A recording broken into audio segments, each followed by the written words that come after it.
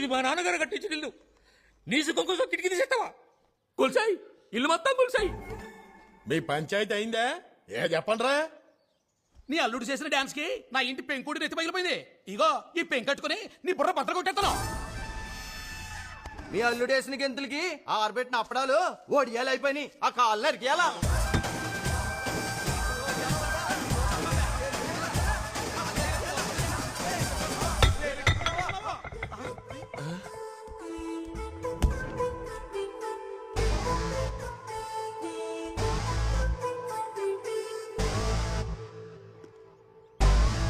మా నాన్న మీ మేళ్ళకి డాన్స్ చేశాడా? అవును బుల్రాజు. మా అమ్మతోనే కదరా డాన్స్ చేసింది. ఏదో మీ పిల్లలతో డాన్స్ చేసిన డిస్కషన్ అంటే బేవసరా కొడగలరని.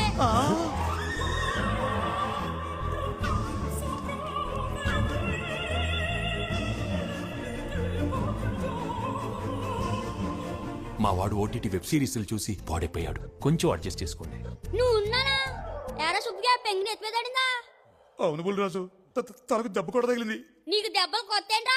పిల్లం చేతిలో తన్నులు తినే హోప్రెన్నో కొడగా.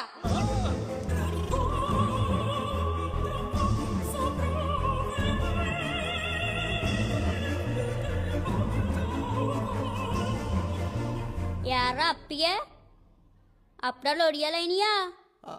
అవును బుల్రాజు. మా నాన్న వేసేదే నాజుగా 2 స్టెప్పులు, ఒళ్ళు కదలకుండా భూమి వదలకుండా ఓ పోజు ఎట్టి దానికి అప్పుడాలు ఒడియాలైపోతే ఏంట్రా వేసిన కొడగాని.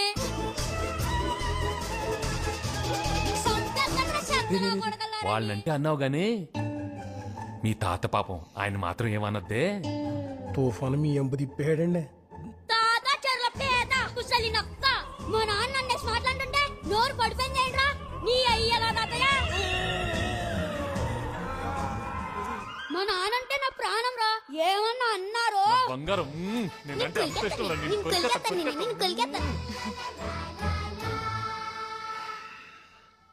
ఇంటి పెద్దకో సలహా, అర్జెంటుగా మీ ఇంట్లో ఉన్న ఓటీటీ తీసేయండి. మీ పిల్లోడు మామూలు కాదు, బాగా చెడిపోయాడు.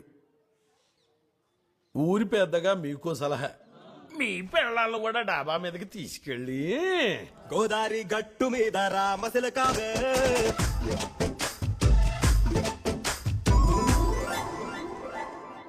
చిన్నరాజు గారే ఊరంతా బెదరగొట్టేశారు రాత్రి. ఎక్కడ్రా అలా పాట పాడుతూ పొలాల దగ్గర తెల్లారిపోయింది. Full night